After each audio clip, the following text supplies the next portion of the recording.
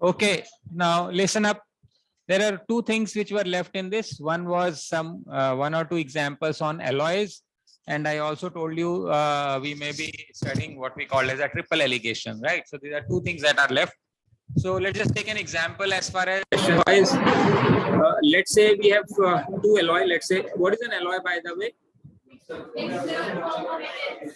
it is like mixture of two or more metals is known as an alloy. So let us say alloy 1 contains some copper and some zinc, let's say in the ratio of 3:4, for example. The second alloy contains copper and zinc, let us say in the ratio of 5:, let's say 6:5. Right now one of the possible question is, in what ratio should the first alloy be mixed with second alloy so that we are able to generate third alloy whose ratio is 1:1, or it could be anything. So this is one of those questions where we have two different alloys having a certain ratio of copper and zinc, which we want to mix in a third in such a fashion so that the third alloy is having a particular ratio of copper and zinc. So this is one type of questions that you may come across. The second type of questions that you may come across in this would be something like this. Let's say the data is more or less the same that is given to us. The question would be, let us say I have taken 5 kg of this alloy and 7 kg of the second alloy, and I have mixed them to generate a third alloy. So what is the ratio of copper and zinc? So these are, and in this case we are asking what is the ratio of X and Y. So these are two possible questions that you may come across as far as alloys are concerned. We may use alligation method also here, but I'll tell you both the methods. So the most general method to understand this is something like this. Let us say we are mixing first alloy with the second alloy. Now, had we mixed 7 kg of first alloy, how many kg of copper would we get from this? 3 kg. So 3/7 component of this is our copper. And how many kg have we taken? X kg. Let us say we have to mix it X kg, and let us say we have taken Y kg, such that when we are mixing these two, the ratio of my copper and zinc happens to be 1:1. So this becomes 3/7 of X, and some copper I will get from here. What is the copper that I'm going to get from here? 6/11 into Y. You understand? When I'm having two different containers, this is also some alloy, this one. When I'll mix those two alloys, some copper will come from the first alloy and some copper will come from the second alloy. So the total amount of copper in the mixture would be this. Similarly, how much copper will come? So this is what we have taken as copper. And some of this mixture will also contain zinc. So how much zinc will we get from the first one? 4/7x. And how much will we get from this? Right. So this ratio is given to me as 1/1. This ratio is given to me as 1. Making sense? You can cross multiply and get the value of X and Y. Now let us say this happens to be this question. So what will we do? How much copper from the first alloy? You'll get some copper. So how much copper do we get? We get 3/7 into 5. Plus, how much copper do we get from here? 6/11 into 7. So this is my total copper. So how much zinc do I get from here? 4/7 into 5. And how much do I get from here? 5/11 into 7. So this is the ratio.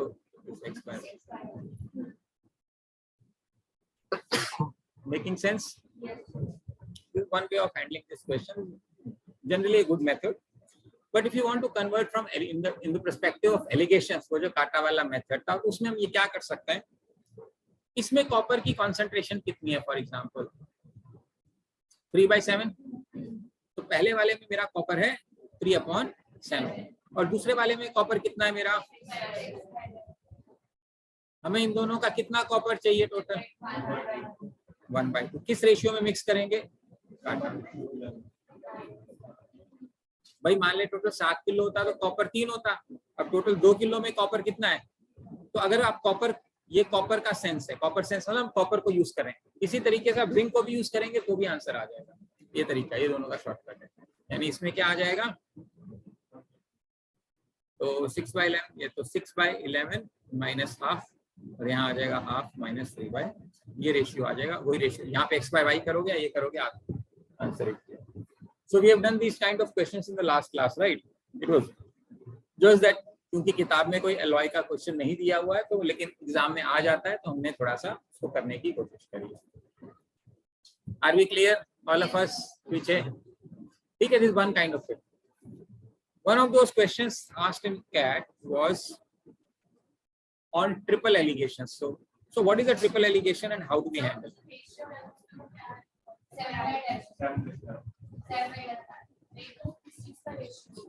ये देखो, ये किस चीज का है? Copper from first alloy, और ये है कॉपर फ्रॉम सेकंड एलॉय। यानी कि ये जो रेशियो आएगा, फर्स्ट एलॉय की quantity is to second alloy की क्वांटिटी, इसका रेशियो आएगा। वही तो निकालना था हमें। फर्स्ट एलॉय कितना है, सेकंड एलॉय की x/y निकालना है, सीधा x/y आएगा। ये x है और ये y। सो व्हाट इज, अभी तक हमने जितने भी क्वेश्चंस किए हैं उसमें क्या था? उसमें था ये कि हमने दो ही एलॉय को मिक्स किया है, तो we have mixed only 2 alloys. अब इसके अंदर क्या है, 3 एलॉय मिक्स करना है। क्या मिक्स करना है? 3 एलॉय।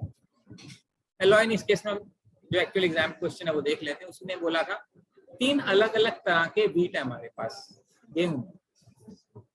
एक गेहूं मान लेते हैं 102 रुपए पर केजी है, एक मान लेते हैं 105 रुपए पर केजी है, और एक मान लेते हैं 107 रुपए पर केजी है। 3 अलग अलग गेहूं। इन तीनों को मिक्स करके हमें 104 रुपए का बनाना है। ठीक, क्वेश्चन ये है कि तीनों को मिक्स करना है, तो किस रेशियो में मिक्स करेंगे? अब मान लेते हैं 2 का तो हमें पता है। अगर मैं इसको अलग कर दूं, क्या इन दोनों को मिक्स करके 104 रुपए का बनाया जा सकता है? तो मान लो मैंने 104 बीच में लिख दिया, काटा मारा, इसका आएगा 1 और इसका आएगा 2, यानी 1 kg ऑफ 1 kg ऑफ 102 रुपए वाला और 2 kg ऑफ 105 रुपए वाले को मैं मिला दूं तो 104 रुपए बन जाएगा।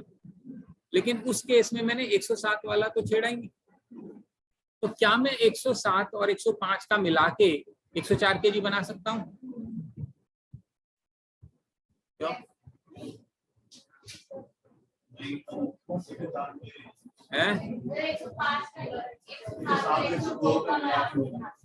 105 और 107 का तो बनेगा नहीं ना। देखो 100 जो मिक्सर करते हैं तो रेट उनके बीच में आना चाहिए, और हमारा रेट तो इससे कम है। तो अगर मैं 107 वाला ना भी मिलाऊं तो भी वो 105 का बन ही जाएगा। तो इसका मतलब 105 और 107 तो मिला नहीं सकते, तो हमें किसको किसको मिलाना पड़ेगा? 107 और 102। तो मान लेते हैं, मैं यहाँ लिख लेता हूँ, मान लेते हैं 102 और 107 वाले को मिला के मुझे 104 बनाना है, तो रेशियो बनाऊंगा। इसमें डिफरेंस आएगा 3, इसमें डिफरेंस आएगा 2, यही बात है। तो 3 kg 102 वाला, 3 kg 102 और 107 वाला, समझ में आ रही बात? इसका मतलब ये है कि अगर 102 और 105 का रेशियो 1:2 है, 102 और 107 का रेशियो 3:2 है, तो आप मुझे तीनों का रेशियो बता सकते हैं? 105 या 102 105 107 का ratio.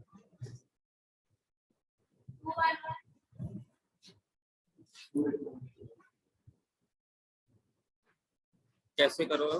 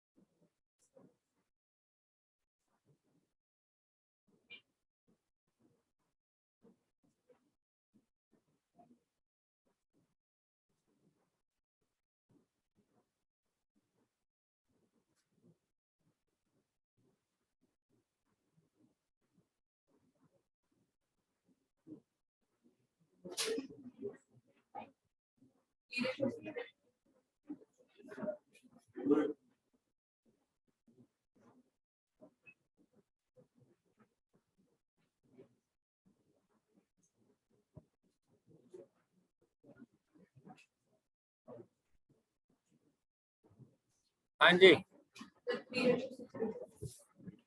Now, what is the problem? The problem normally is हमने रेशियो पढ़ा हुआ है. उस केस में जब हमें कॉमन करना होता है तो हम क्या कर सकते हैं? किसी एक को सेम करना पड़ेगा. I can multiply this value by 3, तो ये सेम हो जाएगा. अगर ये 3 है तो ये 6 है, तो ये 2 है. चलेगा? ये गलत है.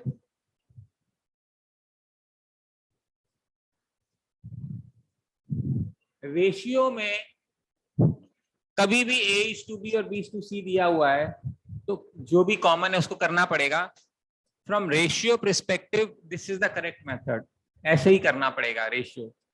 बट इस केस में ये इकलौता ऐसा रेशियो का क्वेश्चन बन रहा है जहां पे आप सीधी रेशियोज को ऐड कर रहे हो. इसका मतलब है आपको करना क्या है, आपको मान लेते हैं ये है, ये इसका रेशियो 1:2 है और इसका रेशियो 3:2 है. आप कुछ मत करो, 1 और 3 कितना होएगा? 4. इसके नीचे कुछ नहीं है, 2 इसके नीचे कुछ नहीं. ये आंसर है आपका. अब ये इकलौता आंसर नहीं है बाय द वे. आप मल्टीप्लाई करके ऐड करोगे तो और आंसर बन जाएंगे. इसका मतलब there are multiple answers which are possible for handling this. However, the simplest happens to be like this. Now the question here is, why does it happen and why it is correct? क्योंकि ratio में अपने का तरीका तो यही है, common करना पड़ेगा. बट इसमें हम कॉमन नहीं कर रहे हैं. क्यों नहीं कर रहे हैं समझा देता हूं एक बार. मान लेते हैं हमारे पास 102 था, 105 था और 107 था. ये था 1:2 और क्या था? ये 3:2 था. ठीक है. अब एक बार नीचे वाला भूल जाते हैं. मान लेते हैं मेरे पास एक ये बैग है जिसमें 102 रुपए वाला सामान है और 105 रुपए वाला सामान है. ये कितना है? 1 kg. ये कितना है? 2 kg. तो इसका रेट कितना हो जाएगा? 104 रुपए. तभी तो बनाया था ना 104 रुपए का रेट बनाने के लिए तो बने. समझ में आ रही है? यानी एक बैग है मेरे पास, उसमें आपने 102 वाला डाला और 105 वाला डाला 1:2. उसका रेट कितना हो जाएगा? 104 रुपए. अगर आप उसमें से एक मुट्ठी निकालोगे तो भी 104 का है, 1 kg निकालोगे तो भी 104 का है. सारी बात. अब अपन ये सेकंड वाला बैग देखते हैं. कौन सा वाला? ये वाला. इसमें अपने पास क्या क्या है? 102 वाला सामान है और 100 किस रेशियो में? इसका रेट कितना है? इसमें कोई डाउट है किसी को भी? अच्छा, अब मान लेते हैं हमारे पास 2 बोरे हैं. इसमें कुछ सामान है, उसका रेट भी 104. इसमें कुछ सामान है, उसका रेट भी 104. इसमें से मैंने एक मुट्ठी निकाला, इसमें से 2 मुट्ठी निकाला और उसको मिला दिया, तो उसका रेट क्या होएगा? अगर मैंने इसमें से इतना सा लिया और इसमें इतना सारा लिया, फिर इस बात से कोई फर्क पड़ रहा है? चूंकि पूरी बोरी का रेट 104 है, इसमें से जितना मर्जी निकालूं, इसमें से उसमें रेशियो का कोई चक्कर नहीं है. कितना भी निकाल के मिलाओगे तो उसका रेट 104 ही होगा. तो मैं क्या कर रहा हूं, इसको एक नई बोरी ले ली बड़ी. इस बड़ी बोरी में ये भी डाल दिया और ये भी डाल दिया, तो इसका रेट कितना बनेगा? अब इसमें जो फर्स्ट वाला 102 वाला है, वो यहां से 1 किलो आ गया और यहां से 3 किलो. टोटल कितना हो गया? ये 4 kg.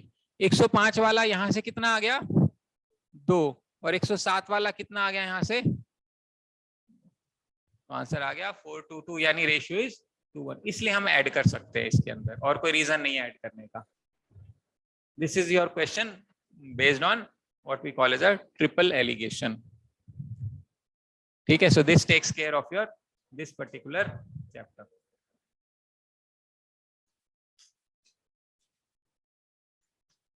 ठीक है.